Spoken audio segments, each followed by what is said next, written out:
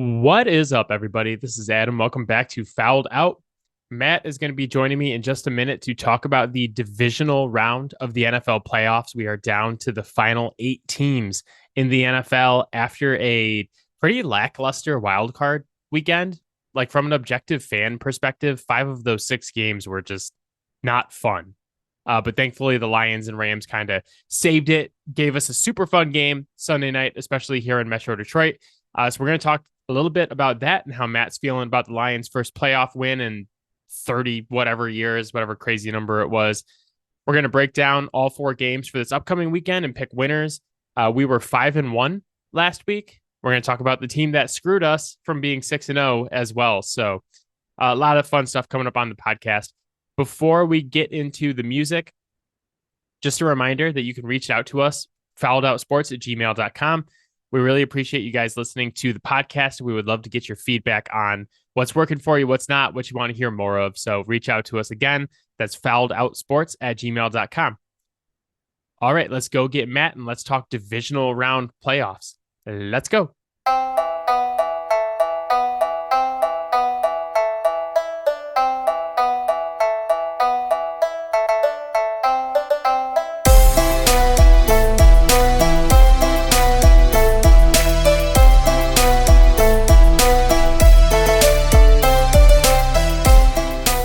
All right, Matt is here, fresh off of NFL wildcard weekend. We're ready for the divisional weekend. Matt, our picks went 5-1 for wildcard week because we made the fatal mistake of picking the goddamn Dallas Cowboys. We didn't listen. It's so like Matt and I have been talking about this ad nauseum since the Cowboys lost on Sunday. It's just like, why? No. We started talking about it like the second drive of the game. Oh, I mean, even going back further, the morning of, I text you the FanDuel stats on like all the betting, and it showed that I think it was like 77% of the money was on Dallas. And I was like, I don't like this. I'm starting not to feel good about it. And sure enough, they become the first 2 seed in the history of the NFL to lose to a 7 seed. It should have been enough just for us to know that that option was on the table, and that if any team was going to do that, it was going to be the Dallas Cowboys. It was always going to be a Dak Prescott, or more accurately, Hack Prescott led Dallas Cowboys. We did a whole section on the podcast last week about all the reasons you should pick against Cleveland and all the warning signs that there were that Cleveland was going to lose to the Houston Texans. And didn't even think about the fact that all of those same warning signs applied to the Dallas Cowboys, about like how many people were on their bandwagon, the percent of money that was on them, all of the above. Also, the fact that Green Bay completely owns the Cowboys. They're like 10-1 against Dallas in their last 11 games. There was so many reasons we should have picked against Dallas. We didn't do it, but still had a pretty good weekend overall. Left the weekend with way more money than I entered it with, thanks to Houston Texans, who I had a ton on. Yeah. And then the Bucks last night beating the Eagles. And like the other funny thing about picking Dallas was not only did we ignore everything we said about Cleveland, but also at the end of the podcast, I was like kind of waffling on picking the Bucks because I was like, I don't know. And I compared it to the Minnesota situation from last year. Yeah. Where I was like, I've been saying the Bucks are going to beat the Eagles for over a month now. Yep. And I stuck with the pick, and like, thank goodness I did. But I also went all the way back to the preseason podcast where I picked Dallas to be the number 1 wild card. And in that podcast, I said Dallas's destiny is to win 12 games and lose to a bad wild card team or lose to a bad division winner. Yeah. And sure enough, here we are. And I feel foolish for not picking Green Bay. It's precisely what we did last year with Minnesota. Like, to a T. And we vowed that we weren't going to make the mistake again. And like, to our credit, we didn't fall for it with Cleveland. We didn't fall for it with Philly. I think because it was Green Bay, we were blinded by that. And we just couldn't see the truth there because we just had tunnel vision because it's two teams that we both hate. Like, I don't hate Green Bay. Not like you do. No, not like I do, but you definitely don't like them. I hate Aaron Rodgers. Yeah. And I hated that Green Bay fans were Did, like, did he's the GOAT. He's got one Super Bowl. GOAT. which that's that entire franchise, that entire fan base. So you kind of hate them. Okay, Green Bay, I might hate you a little bit. But I love Jordan Love. I'm like the number one Jordan Love. You know, I got like the first seat on the bandwagon when he was in the draft. Yeah. So I appreciate that. I was thinking about this over the weekend. You know, my team was horrible this year. We're 4-13. It was an awful season. But I was like, man, I would rather be a Patriots fan than a Dallas fan or a Cleveland fan. Yeah. Or like a Dolphins fan. These teams that have big money or will soon have big money committed to a quarterback who can get you to the dance but can't win games in the playoffs. Yeah. Like, I would rather not have a quarterback than have Dak Prescott for $40+ million. I don't think the game was over before I sat down and started doing this. So I made a list of quarterbacks that I think you can like argue may or may not be better than Dak, but like they're kind of around him. And then a list of quarterbacks that you cannot convince me I would not rather have them than him. I came up with 13 quarterbacks that you cannot convince me I would not rather have. Is Jordan Love on your list? Is this the podcast where you admit that Jordan Love is good? This is not. Damn it. So, in no particular order, Patrick Mahomes, Joe Burrow, Josh Allen, Justin Herbert, Matt Stafford, Jared Goff, CJ Stroud, Lamar Jackson, Jalen Hurts, Kirk Cousins, Anthony Richardson, Tua Tagovailoa, and Brock Purdy. Yeah, I probably wouldn't argue with any of those. Yeah, like every single one of those, I think is definitively a better quarterback than Dak Prescott, or will be in the very near future. The fact that I would rather be a Patriots fan than a Dallas fan is not even an indictment on Dak Prescott and like his skill level. It's just the fact that like what we've seen throughout the history of the NFL is that if you're paying your quarterback a ton of money, you typically cannot win the Super Bowl. Like if he's on that massive contract, unless it's like someone really special like Patrick Mahomes or Peyton Manning. And if I have $40+ million committed to a guy who can't get it done, and like I know definitively cannot win me a Super Bowl, I don't want to be in that position. I would rather be bad and looking for a quarterback than to have a quarterback who's going to get me eliminated in the first round of the playoffs every year. At least with my number 3 pick in the draft here, I have hope, right? And I know if I hit this, I'm about to enter the best phase that any team can be in. The one that Houston's in right now is where you have a really good quarterback on a rookie deal because it's the biggest advantage you can have in sports. RIP right now to like the Jags and the Titans. Like, well, maybe Will Levis like enters that like stratosphere of quarterback eventually, but right now it's like if you're in that division, you want to be either Indy or Houston. Like that's it. If you were Jacksonville, would you give Trevor Lawrence the massive extension? No, he hasn't proven it. Trevor Lawrence is such a hard one for me because, like, I agree with you, but then also I look at the fact that his coaches were Urban Meyer and Doug Peterson, and I'm like, it might not be his fault. It really might not be. No, I totally agree with that for sure. But it's like, are you going to give him a $50+ million a year deal to then find out, like, even with a different coaching staff, oh no, this is just who he is. Like, that is a backbreaker. Yeah. Well, I'm going to tell you that they're going to. It's going to happen. But, for like, It's almost like in the NBA where you need a top 5 guy to win the NBA championship, Mm-hmm. but there's obviously like not enough of those guys for every team to be for it to be like every team's max player, if that makes sense. Yeah. And so you have teams that end up like maxing like Bradley Beal, and that's what Dak Prescott reminds me of is it's like, okay, he's going to put up good stats in the regular season, but he's either not going to make the playoffs or if he does make the playoffs, they're not going to perform well. And Yeah. I'm crippling other parts of my roster because I got to pay this guy so much money. Yeah. And they're talking Yeah. about Well, they're going to give him another extension. yeah. Dak. And the stats do not display just how poorly he played.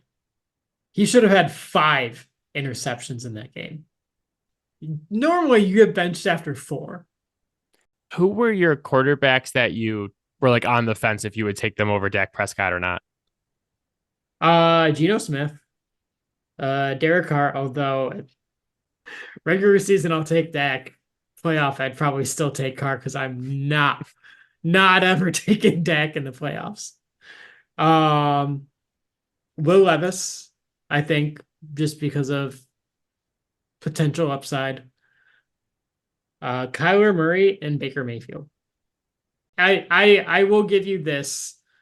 Jordan Love may have snuck his way into that. I was going to say the fact that we got this far down on the list and you haven't said the name Jordan Love yet is just like Matt's gone into full Jordan Love hater territory. No, I mean, honestly, the first half of the year, like, the stats did not tell you the way he was playing. That dude should have had at least 5 more interceptions the way he was throwing up arm punts. It was like the first few weeks of the year, it was really, really bad and no one was catching it, which is how they got destroyed by the Lions because they were like the first team that finally started fucking catching it. They're like, wait, we'll just catch the arm punts. But I mean, like, I look at what Jordan Love did this season and what he just did on Sunday with the supporting cast that he has of wide receivers and tight ends. I'm like, okay, like either his supporting cast is super underrated or he's just a really good quarterback. Kind of feel like at the very least, the first one is true. Romeo Doubs, well, like, yeah, that was his first like 100-yard game in his career. It's not like he hasn't been solid, like pretty much from day one. And he's gotten better, I would say. Are we just gonna sit here and act like Christian Watson isn't like a serious weapon? Christian Watson had 1 catch on Sunday. Yeah, my guy's out here throwing to Romeo Doubs and Dontavion Wicks and Luke Musgrave. Yeah. Well, because the zone is actively trying to take away Christian Watson because he runs like a 4.2. I'm going to get you to admit that Jordan Love is good on this podcast someday. It's going to be the best episode ever. Also, again, like I've been saying it for like 5 years now. That team really kind of just goes as Aaron Jones goes. Like he scored those first 2 touchdowns and like that was really the nail in the coffin for Dallas. Aaron Jones do be balling. All right. So that was the wild card wrap up. Like I said, 5-1. We blew the Dallas pick. We know why we did it. We won't do it again. You know what it reminds me of? Last year, we were like, we should pick against Minnesota and LA, the Chargers. And we didn't. And we ended up 4-2. And so this year, we like learned our lesson and we're like, we're going to pick against Cleveland. We're going to pick against, but it's like we did one and not the other. Yeah. It's like we made the Vikings pick, but we didn't make the Chargers pick this year. And it's like, it's frustrating because the last couple of years we were 6-0. Yeah. And then 4-2 and then 5-1. So still a pretty good weekend. Yeah. So, I mean, I think the real question is like, who are we going to forget this lesson about next year? It's probably the Dolphins or something stupid. All right. 4 games this weekend. The first one is Texans at Ravens, 4:30 on Saturday. The Ravens are currently favored by 9.5. That's a bold line. That's the lines this weekend. I don't like most of the lines. Like the Ravens are favored by 9.5. San Francisco's favored by 10 over Green Bay. Those two So I don't like. nobody, well, maybe the Rams, I guess, but nobody played Baltimore tougher this year out of the teams that lost, right? And Houston did. I mean, they scared the fucking shit out of them, and that was week one when they didn't know what they were doing. And I think Houston's better now. So I think this game is super interesting. I was watching Houston smoke Cleveland Yeah. on Saturday, which was free money. If you listen to either of the Yep. podcasts we released last week, we did a wild card preview and I did a whole podcast about Bill Belichick leaving the Patriots, where I started it by saying it's Saturday morning. Houston plays at 4:30. Go take the money line right now. So it's free money from us to you. You are welcome. But I was thinking about this, and it applies to Green Bay and Dallas too, is when you have these teams that are like fighting for their playoff lives for weeks, and then they go up against a team that's kind of like been able to relax.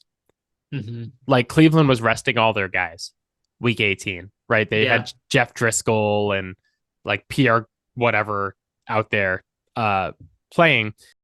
I wonder if we should like watch for that next year, because like that happened with Green Bay too. Is like they were playing playoff football for a couple weeks while Dallas was kind of like beating up on Washington and just kind of wrapping up the division.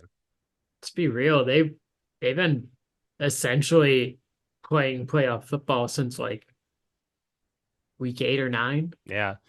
No, so the interesting thing to me about this game is that the Ravens are not only coming off of a bye, but they rested all their starters in week 18. So Lamar Jackson hasn't played since December 31st, which was week 17 for them. The last time that the Ravens had the 1 seed like this and had a bye, they rested all their guys week 17. That was when there was only 17 weeks in the season. They have the bye, and then they come out and they lose to Tennessee, and they look super sloppy. Yeah. You know, and I think we've seen this with other teams. We've certainly seen this with Patriot teams, the ones that didn't win the Super Bowl in the past, or even ones that did win their first game sometimes, where you're rolling, right? You're really hot. You're playing good football, and then you rest your guys for a week, and then you have a bye week. Now they're coming back, not having played in 2 weeks, going up against a team in the Texans who have been playing playoff football for weeks and playing it well because they just beat the shit out of one of your division rivals last week. Mm-hmm. So I look at that 9.5 and I'm like, if I was like betting on the Ravens, that would make me really nervous to say they're going to win this game by double digits. Yeah. I almost feel like you kind of have to take that Houston money line there. Houston, I'm all for Houston money line or Houston to cover. Sorry. The Houston spread. Houston to cover. Wow. Like that was a bold prediction. Yeah. Has to be done. You have to. End of podcast. Just go out there and spend money on Houston. Same advice 2 weeks in a row.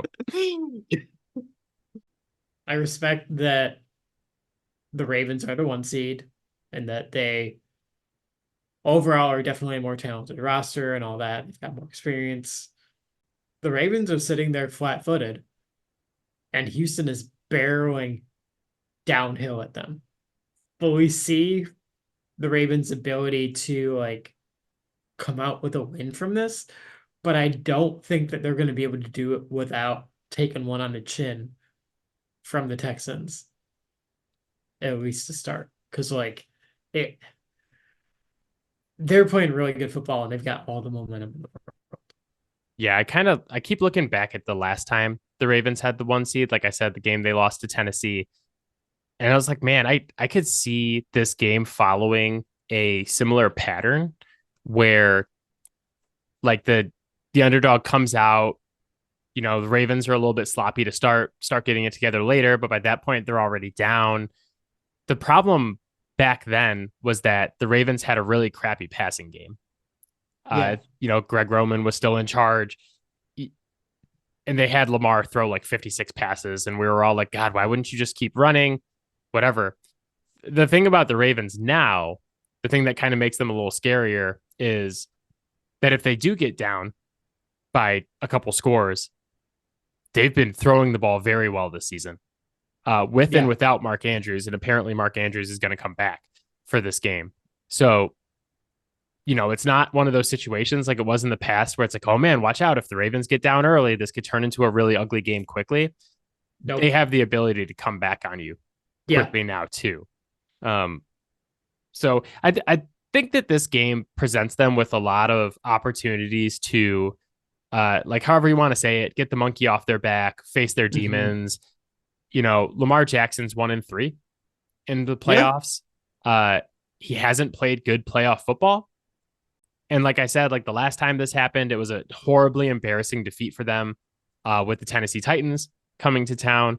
So it's a good opportunity against, like, yeah, CJ Stroud was awesome last week. The whole team was Hmm. awesome. But I just think Yeah. that there's a big difference between playing Cleveland at home and going on the road to go to Baltimore and like being outside in Baltimore. Lamar Jackson's on the other side. Like I think it's a world of difference for CJ Stroud right now. There's I think a huge drop off between the ability of one coach versus another to get their team ready for a playoff game between John Harbaugh and Kevin Stefanski. Like I think it's a world of difference.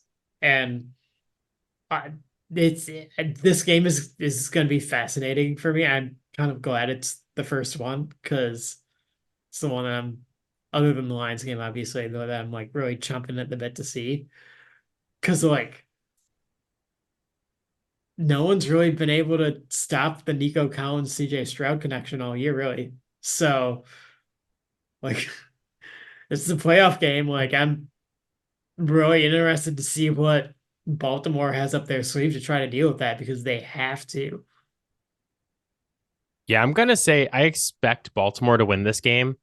Although, like my pick is gonna be the Ravens to win, but I'm probably gonna bet on the Texans to cover, Yeah. especially if it's like 9.5, 10 points. Yeah. I expect the Ravens to win. I do not expect them to feel good about it. Yeah, that's exactly where I'm at.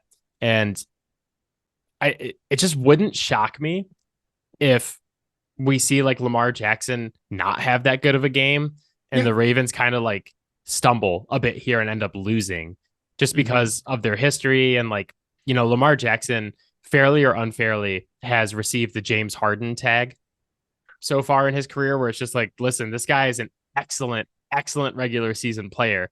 But when it comes crunch time, he hasn't delivered. And like, he's only played 4 playoff games. So it's not like the long track record that James Harden has. But if he loses this one and doesn't play Yeah. great, Not like even the long track record that Dak Prescott has.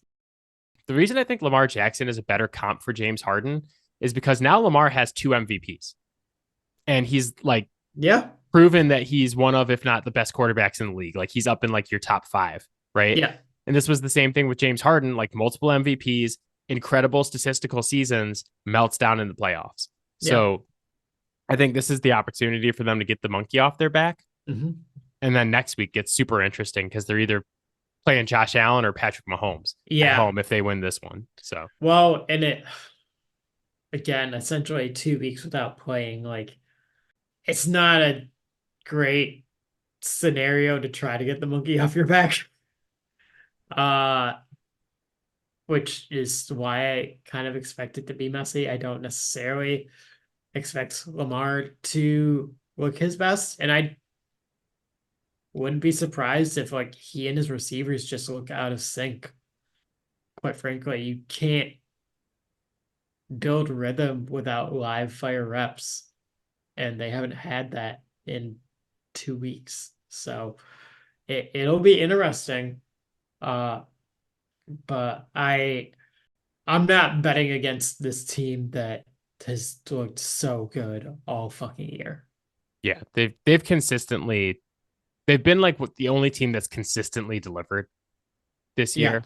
So I'm not going to pick against them, at least not yet. But like, I don't know. The buy is a hard thing because it's like you want it for sure, But then Yeah. also when you're playing as good as they were playing near the end of the season, you want to keep that rolling. And Yeah. taking 2 weeks off is like, I don't love that either. So you're picking the Ravens as well? Yeah. Okay. That's seven agrees in a row. We have to disagree.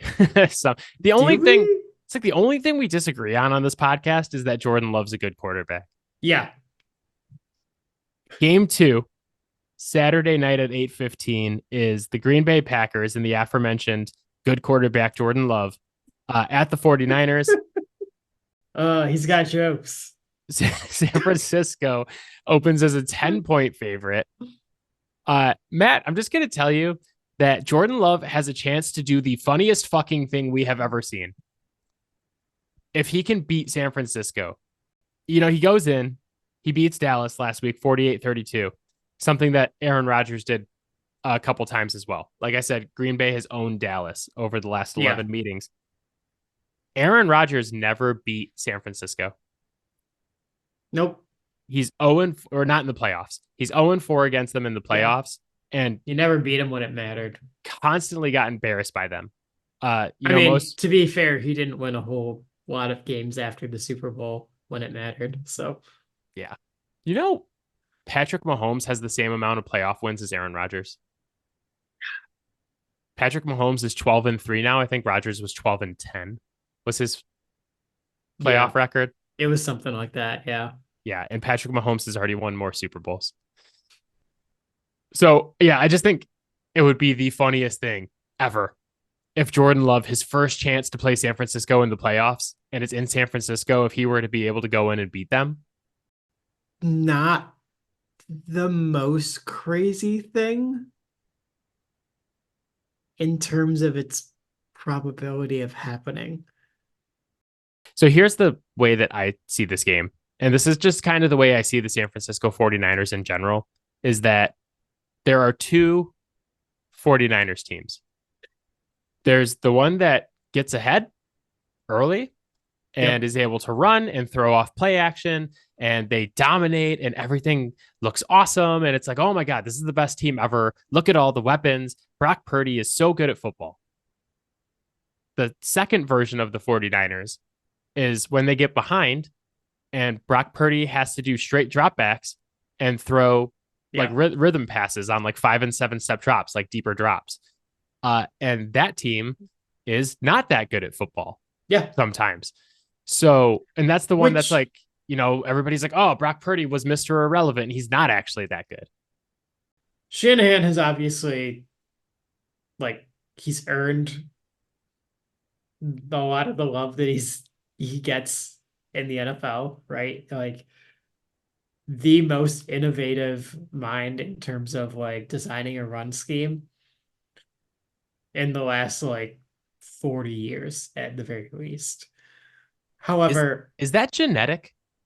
Because when his dad was the coach in Denver, I think he had a very strong amount of working knowledge when he was 21. Yeah. Well, and when his dad was the coach of the Denver Broncos, the old joke used to be, it doesn't matter who the running back is. You just put them behind that offensive line. They're going to run for 1,000 yards. And it's like Tatum Bell and Mike Hurst and whoever else. So it runs in the family, apparently. Yeah. I mean, obviously, he started from a place where most coaches have to work 10 years in the league to get to, probably. So Tatum Bell was a deep pull. You like that one? That was a good one. I hadn't heard that name in quite some time. Trent is sitting out there somewhere and he's like, fuck yeah, Tatum Bell. Awesome early 2000s Broncos running back. Damn it, I gotta do laundry. I'm out of pants. I cut you off. I cut you off though. You were saying Shanahan's good, but he's great. But the focus of how he designs his offense has never been the drop back passing game. I'm not saying that what they have is not usable, but it's not this super upper echelon Andy Reid kind of tier drop back passing game. It's not that. And then you look at the weapons that they have, like, yeah, Kittle, like A plus.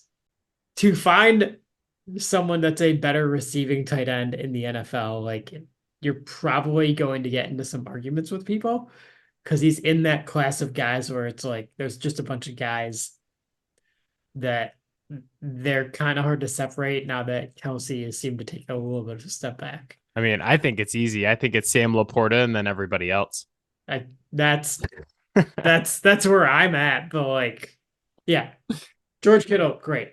Beyond that, Brandon Ayuk, good. Not a great like number one wide receiver. Deebo Samuel, great offensive weapon. Don't think you ever want to put him in the AJ Brown or Jamar Chase or Justin Jefferson role. Like, it's not that he can't put up a good season doing that. Not going to be as effective as any of those guys. Yeah. So, like, we have this guy who is literally Mr. Irrelevant. The scheme isn't like top tier, and his weapons are good but not great. What are we expecting out of this guy in those scenarios? It shouldn't be a lot. I'm going to give their weapons more credit than you did, but like the whole pass game and a lot of the receivers games are more based on yards after catch than just like making catches, right? If that makes sense. So it's a lot easier to generate yak opportunities off play action than it is to like drop back and throw a slant. For sure. Yeah. And have those guys get yak. And like that's the thing with like Deebo is that I don't want Deebo running these like complicated option patterns down the field. No. I want him running stuff that's like closer to the line of scrimmage where I can get him the ball in space and he can make a play. But it's harder to do that when it's you're taking like a 5-step drop and then I just got to throw to him. You know? Yeah. So but yeah, that's kind of the thing is like for all the weapons they have, they don't have a true like number one receiver. Yeah, no, that's what I was saying. Yeah, like, yeah. I like Deebo's great, but he's his own thing. It's not that he needs to be in Shanahan's system, but like his ability is kind of perfect for what Shanahan wants to do with a receiver, right? Yeah, he needs to be with a coach that is going to be innovative and is going to say like, hey, this is what I know you're good at. This is what you're going to do. Because if you put him into an offense with like, McDaniels, Josh McDaniels, yeah, like he's just going to line him up out wide and have him run routes all day. And then he'll probably put up like 1,100 yards and 6 touchdowns. And it's like, okay, that's fine. But like, that's not going to dominate. That's kind of what you need out of a number one if your offense isn't getting that kind of production somewhere else. Yeah. So this is kind of what I see the game coming down to is like what Green Bay did to Dallas is they came in, they got ahead early. They're able to kind of like pound the ball on them. Aaron Jones had 20 plus touches. Yeah. They forced a couple turnovers, like Dak's trying to catch up the whole game. Yeah. If they can do that here, then I think they have a chance to win. Yeah. And I think all of the same things we just said about the Ravens game apply here as well, where San Francisco didn't play last week. Yep. They rested guys the last week of the season. So like, I think if they come out a little rusty and don't look great, Green Bay's able to grab like a double-digit lead. I can see the version of this game where like Purdy is constantly dropping back and throwing passes, like, doing these 5-6-step drops. And he looks a little shaky, and Jordan Love plays pretty good football on the other side, and Green Bay's able to steal another one here. I haven't been able to shake this. While the Browns hadn't really emerged as like one of these like clear-cut playoff teams, they lost to the Browns, the Vikings, and the Bengals consecutively. Like I can't shake that Giants game either. There's something about the way this team has just not showed up at times that I don't feel good about. I don't know that I'm comfortable enough to like predict the upset, but there's a very real possibility that it happens based on their patterns of behaviors themselves. Yeah, I kind of feel the same way about this game that I feel about the Ravens game we just talked about, where I'm like, Yeah. yeah, I'm going to pick San Francisco to win, but I'm not going to bet them to cover a double digit spread Mm-mm. in this game because I could see it being like, 24-21 type of game where it's like really close at the end. Yeah. And I could see either the Ravens or San Francisco getting upset, but like they've both just been the best teams in their conferences all season. And I trust them to come out and get a win, but I don't think it's going to be pretty. If Brad Allen gets that call right, Detroit was the 1 seed and they were the best team all year. So Yeah, but then does San Francisco like play their yeah. guys the last game and they're 13-4? Yeah. But Yeah, I hear you. speaking of, Yeah, so are you picking San Francisco as well? I am, but I don't feel good about it. ESPN, what, like a Green Bay, like a 20% chance of winning this game. I put it at like 40. Do you remember the year that the Rams beat the Bengals in the Super Bowl? So like 2 years ago. Yeah. The first round of the playoffs was like awful. And then after that, every single game was an absolute Like an banger. And it just like kept getting better. ESPN instant classic. Yeah. And every game kept topping the one before it. You had like the Chiefs and Bills like 13 seconds game. And then like the very next game was like an overtime game. Part of me thinks we could see that again this year, where like a lot of the teams that won in the wild card round dominated because they were a lot better than their competition. But now they're going up against like the real good teams. And so like I think Saturday could be a banger of a day. Oh, for sure. I really do.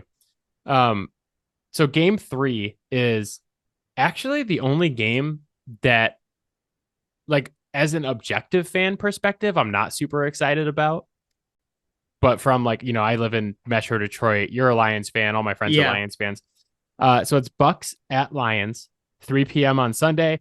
The Lions, I've seen them favored as 6, and I've seen them at 6.5 other places.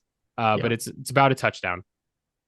I look at this game and I look at the San Francisco game we just talked about, and I'm like, man, this is karmic justice for the Lions. You mentioned the really bad Brad Allen call forces them into a game against the Rams that was like the one good game from last weekend. Yep. And a hell of a win for Detroit. And they're kind of like rewarded karmically by getting the Bucks, who are probably the only team of the 8 teams remaining that I would tell you is not a top 8 team in the NFL. I know they smoked Philly last night on Monday Night Football. I told you they were going to smoke Philly for about 6 weeks. The problem with that is that Philly has been getting smoked for like 8 weeks now. Philly and the amazing thing about the Eagles is I've never seen a fan base more ready to lose than Eagles fans. They were begging to lose. They just wanted it to be over. They couldn't take it anymore. Coming into that game, they had lost like what? 6 of their last 7, something like that. Yeah. It was like, like when you watch that, you know what's coming because you watched it the last 7 weeks. But there was just zero hope that this would turn around. I like even like the most ardent fans. How can you have hope when Matt Patricia is calling your defense? Even the most like ardent Philadelphia fans though, like because you would secretly be sitting there and just be like, oh, well, maybe there's a chance we turn it around and go on a run because we have all this talent and blah, blah, blah. There was not a single Philly fan sitting there that wanted to turn it around. Well, that's because they hadn't been abused like us Lions fans. It's just amazing to me. Nobody even wanted to win that game in Philadelphia. They're like, thank God. It was like the Bucks come out and start dominating. Philly starts coming back a little bit, and all the Philly fans are like, no, stop it. Get out of here. And then there's like the safety on Hurts. And after that, Philly just completely fell apart. And they're like, oh, thank Oh God. yeah. Because they want to fire Sirianni so bad. I mean, as they should. I don't think he's a good coach. Yeah, but has anybody ever had like a faster fall from grace? He was in the Super Bowl last year. He was 14-2. It's Marty a, Schottenheimer. it's incredible. Yeah, okay, Marty Schott, that's fair. But Marty Schottenheimer lost in the first round of the playoffs, at least. Yeah, just like Philly. Yeah, this year, but like he was in the Super Bowl last year. He just made the Super Bowl, and they could have, should have, would have won if it wasn't for they had a chance.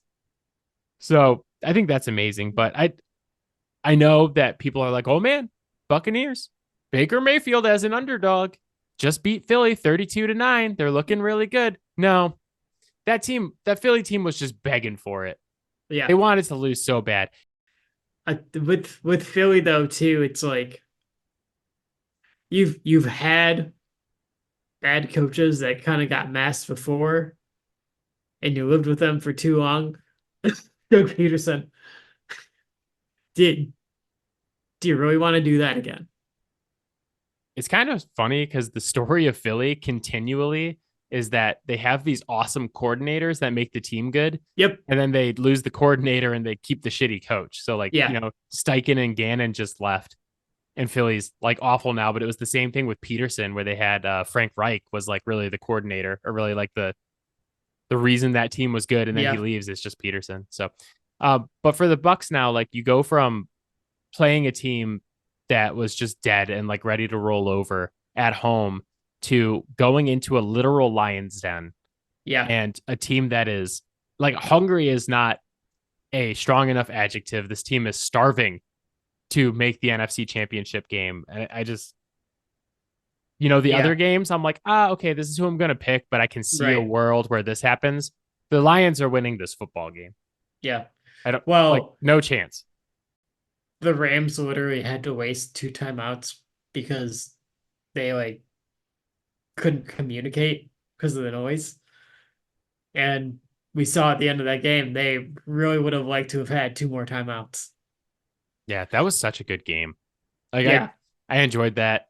The only thing I didn't enjoy about the game was I was not impressed with how the Detroit fans treated Matt Stafford and his family. Same. Like they boo him when he's introduced. They booed his children.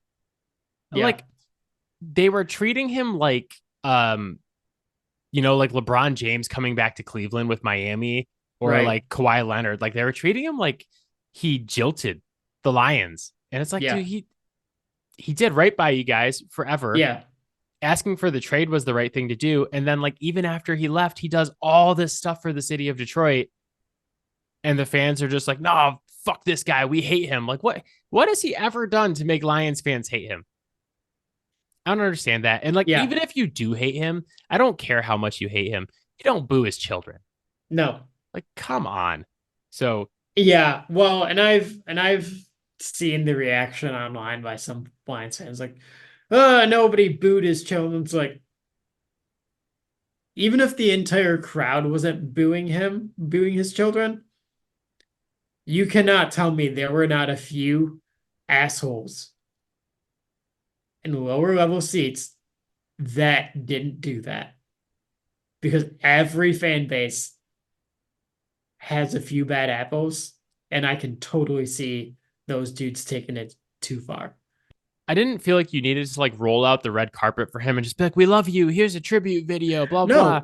But just not reacting when he's introduced is enough. Well, I would have liked to see him get like a round of applause when he's introduced, and then you like root against him for the whole game, and then at the end of the game, you give him another round of applause.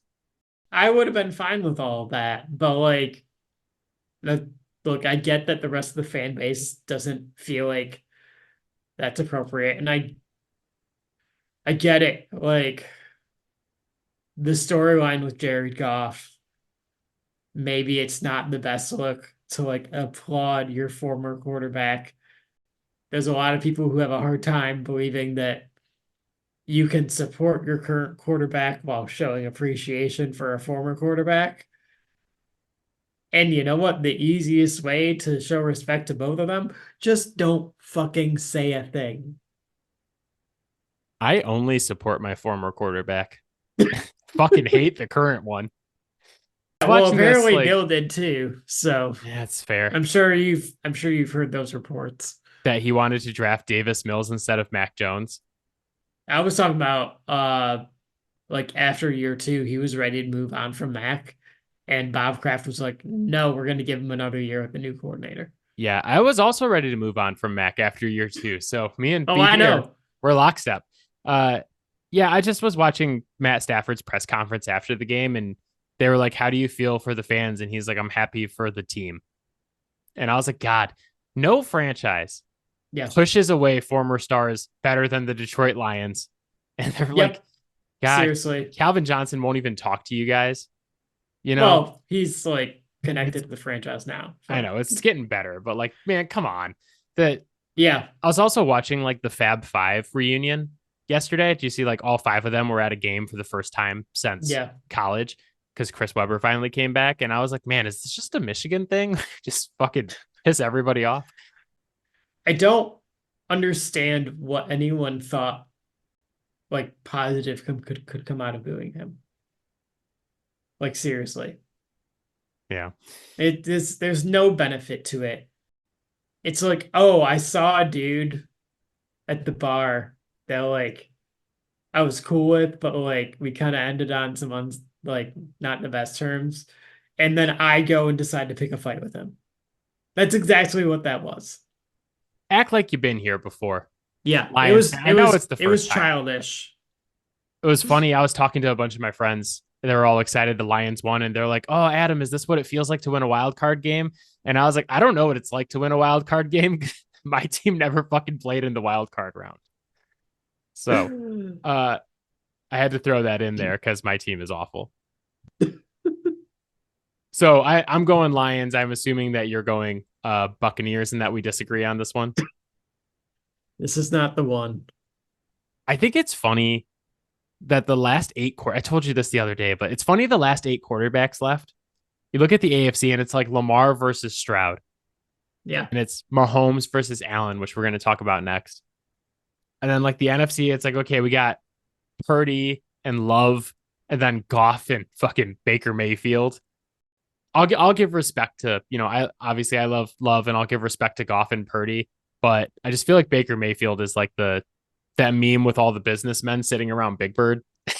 They're all like, Okay. "What are Okay. you doing here?" Baker Mayfield has played really, really well the last like 10 weeks Yeah, he has, but where was he on your list of quarterbacks that you might take instead of Dak Prescott?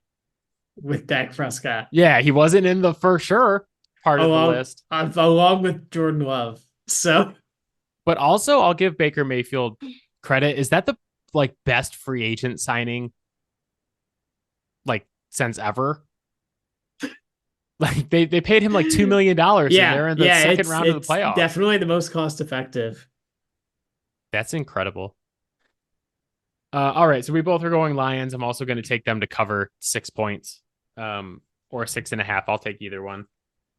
I think the Bucks are better now than when we played them, but it really wasn't very close when we played them. So It's not going to surprise me if the Lions stomp the Bucks no. on Sunday. Like if it's basically the reverse of the Philly game where it's like 30-10.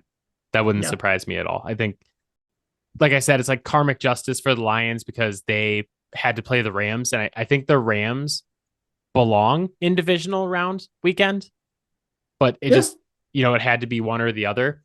And now they get like, if they played the Bucks in the first round and the Rams in the second round, I think that would make more sense with like the scores we're going to see. I very much think if the Rams played anyone other than Detroit that was in the wild card round, they would be here. Yeah, I agree with that. I also, though, if I'm San Francisco, I'm looking at it and I'm like, God, how, like, why do I have to play this Green Bay team that's like super hot and the Lions get the Buccaneers? This is bull. Last thought before we go on to the last game, too, is a Raven, like the Ravens, 49ers, Lions parlay. If you take those three teams together right now, that's plus 104. Mm-hmm. Is that just like way too easy? I feel like that's way Yes. too easy and that one of those teams is going to lose. Yeah, it's going to be the 49ers. If Jordan Love beats the 49ers, will you come on the podcast next week and say Jordan Love is good? I will. Will you settle for me saying he's not bad? I'll take whatever I can get from you. I feel like you would rather die than give Jordan Love any credit. Yes. I feel like if he played for any other team, you would just be like, yeah, he's good. He's fine. Because he's on the Packers. You're like, I will literally die before I say he's good on this podcast. I mean, there might be an element of that. Yes. I know. I know this because I know you. And I feel the same way about a quarterback we're about to talk about. Game 4, Kansas City at Buffalo, Sunday night, 6:30. The Bills are favored by 2.5. I just want to say that like this Sunday and next Sunday are like the perfect football days. Yeah. I absolutely love the 3 p.m. and the 6:30 start time because this game's going to end around like, 9:30, 10 o'clock. And then I can brush my teeth and go to bed and get in bed on time. I don't have to stay up until like midnight watching the Lions and the Rams. So I am really trying to get there with Buffalo, but I don't know if I can. So like Kansas City's defense was number 2 this year in yards allowed per game. They were 16th against the run and number 4 against the pass. So like it's pretty obvious you want to run on them. But I don't know if I can trust Buffalo to consistently run the ball for 3 hours on Sunday. Yeah. I'm like, if you tell me right now James Cook is going to get 20 plus carries, or that like the combination of James Cook and Josh Allen are going to carry the ball like 25 to 30 times, I'd probably pick Buffalo. That's my fear.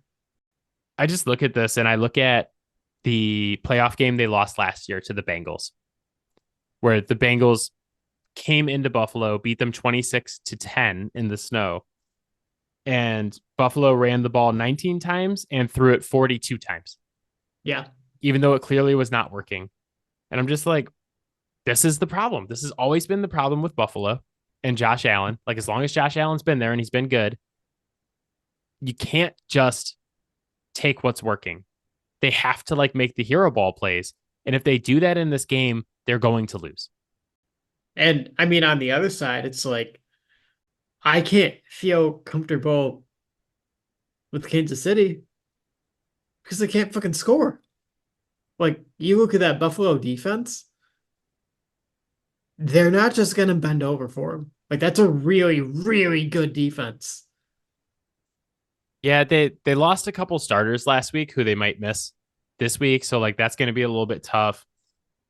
Kansas City's biggest problem right now is they can't score in the red zone. Yeah. And it's because Travis Kelce, like we've been saying for weeks, has kind of taken a step back. But like, wouldn't it just be so Kansas City to win this game like 35-31 in Buffalo? It's like it's a shootout, and all of a sudden Travis Kelce is just like back to Travis Kelce, and we're like, where the hell did this come from? Like, I mean, I think Buffalo has every advantage in this game. Mm-hmm. I think they're a better team. And like I've been saying, I've been chomping at the bit to pick Buffalo over Kansas City in the wild card round. But now that we're here and it's the divisional round, I'm like, God, I don't know if I can get there because I just didn't believe in Buffalo all season. And we just keep seeing the same issues with them over and over again. Yeah. I don't think there's a pick that I feel good about in this game. Yeah, this is another one where it's like, I said this about the Rams and Lions last week. Is like, I was like, I'm going to pick the Lions and I'm just going to feel bad about it, but I'd feel bad about whoever I picked. Yeah. We saw that come to fruition because it was literally a 24-23 game. And it's like, yeah, it wouldn't have felt good either way. The only reason I felt good is because I got it right, but like, wasn't going to feel good with the pick. I also like a lot of people right now are hyping up Buffalo because they just beat Pittsburgh pretty bad.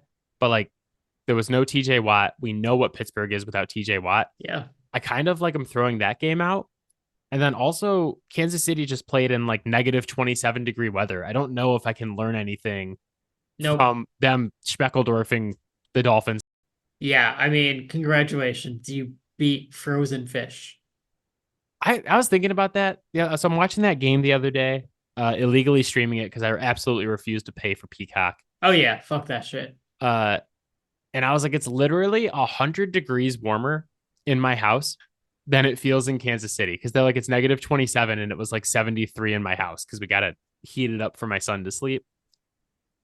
And I was like, it's 100 degrees warmer in here. And I was like, when I was younger, I wanted to be a professional athlete. I was like, that would be so cool to be a professional athlete. I do not have the drive, first of all, to be a professional athlete, but secondly, to be outside in negative 27 degrees. I had to go out to the end of my driveway today to get my trash cans from the end of the driveway. And it's like 8 degrees here in Michigan. And I was like, oh, Yeah. I'm so miserable right now. I cannot imagine playing a football game that feels like negative 27. Yeah. So I saw people on Twitter being like, "Oh, the players are okay. Like they'll have heaters on the sideline." I'm like, have you ever tried running a space heater outside? It does nothing because the heat just immediately goes up and there's nowhere to for it to, there's nothing trapping it.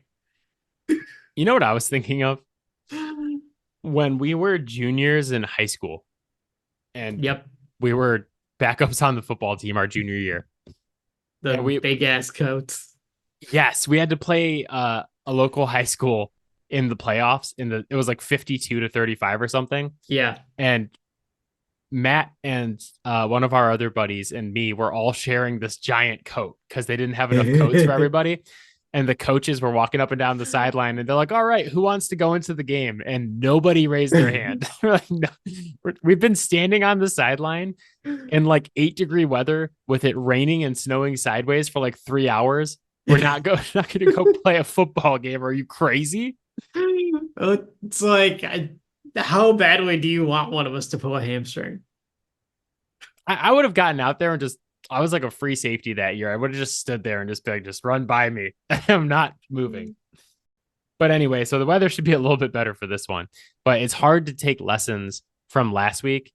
But I see a lot of people saying like, oh, the Bills should be the favorite in the AFC now. Or like they've proven like they're the best team in the AFC. And I'm like, okay, I will never go that far on the Bills. Well, yeah, you're physically incapable of it, but I'm okay with saying that the Bills should be the favorite in this game.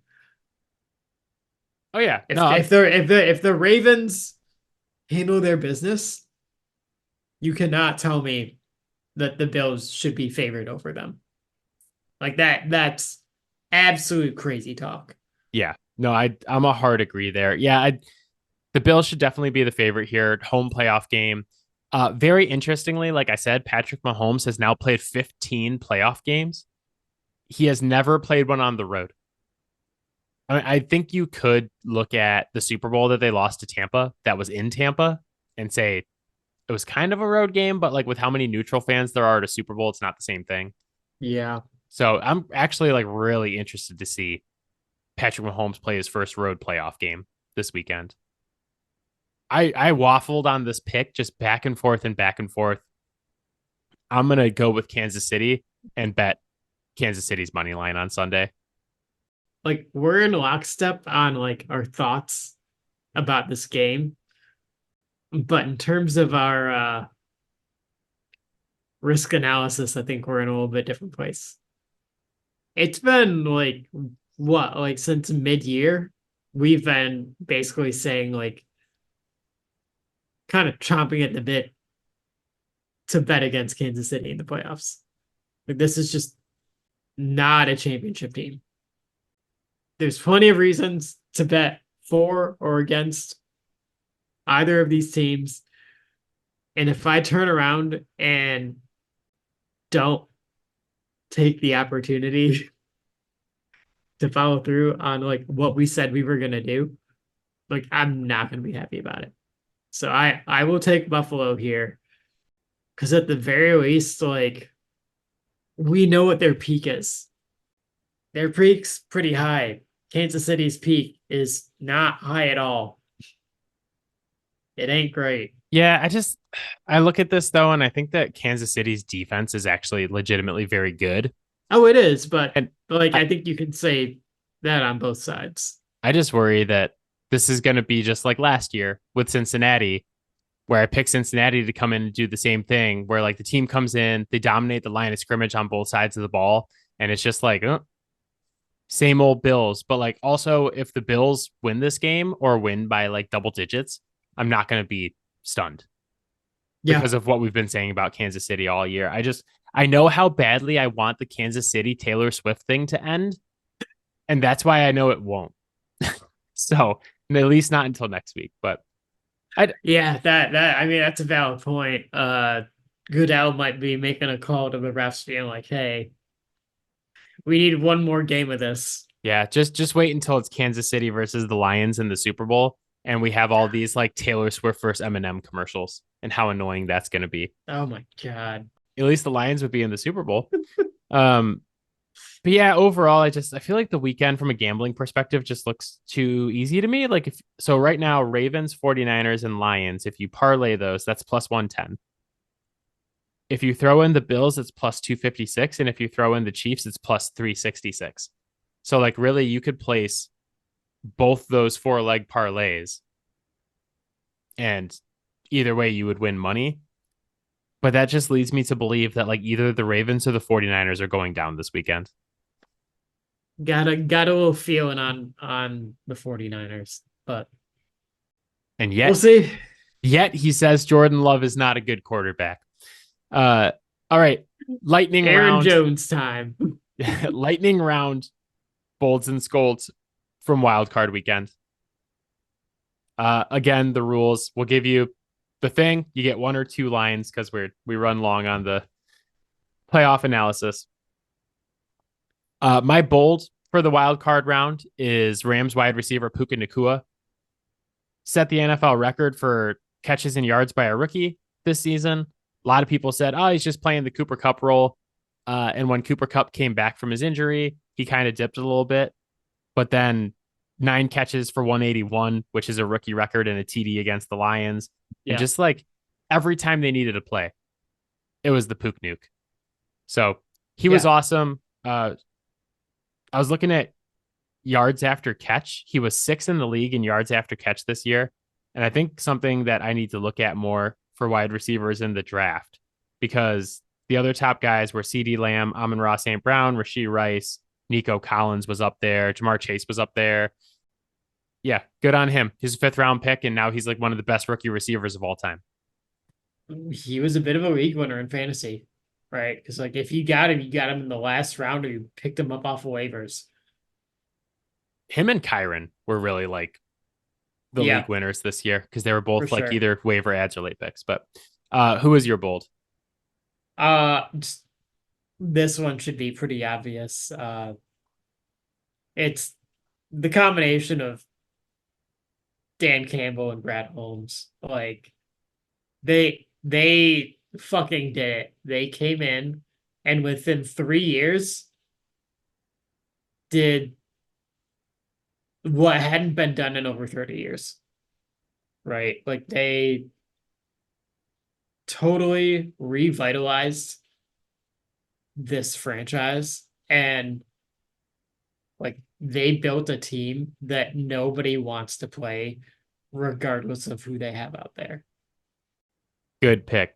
Uh, my scold for the wild card weekend is there's fans all over the internet who are begging their teams not to hire Bill Belichick as their next coach. I just saw it from so many fans this week, like Dallas fans, Atlanta fans, Philly fans. Everybody's like, oh God, I just really hope we don't hire Bill Belichick.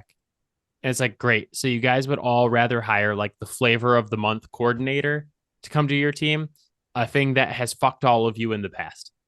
So Yep. have fun avoiding the greatest coach of all time and picking like some coordinator who you have no idea if he's going to be able to do it or not. I'll die on the hill that I think that Bill still has a lot to offer as a coach. Oh yeah, for sure. Like he's a coach that any team would be lucky to have. Yeah, maybe you guys can get him in New England. That I would love that. Bring him back. No, we already hired our new coach, and I'm not excited. Yeah, I know. I'd rather have Bill. Yeah, that I don't know. That was a choice. Yeah. I did a whole podcast about it that came out on Saturday. So if you guys are interested in my feelings, about everything that's gone down in New England over the last couple of weeks, go back and listen to that one.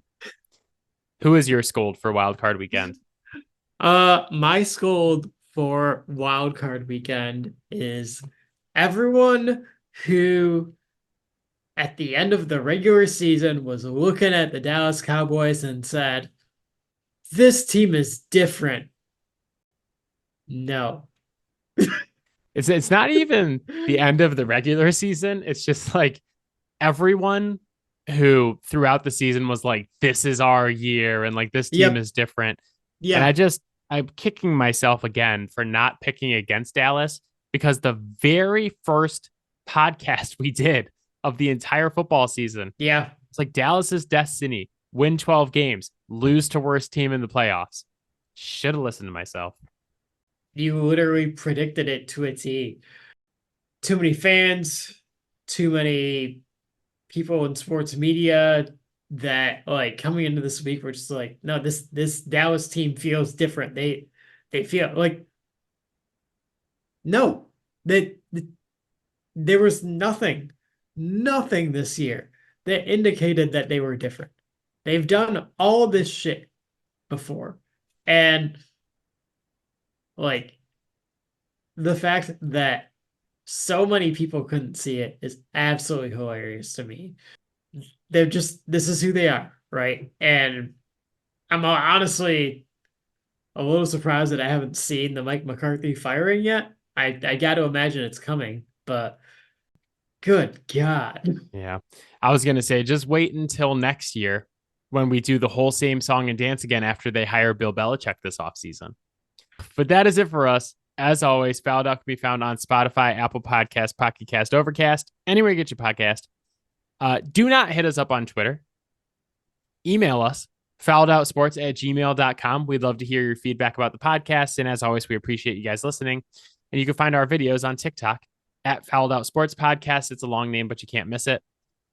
Obviously, lots of great games this weekend. I really think that like 3 out of these 4 games are going to be really good. So don't let the spreads fool you and scare you away from watching the games. I think that we have an opportunity to have some really good games and maybe a couple upsets on our hands as well here too. So For sure.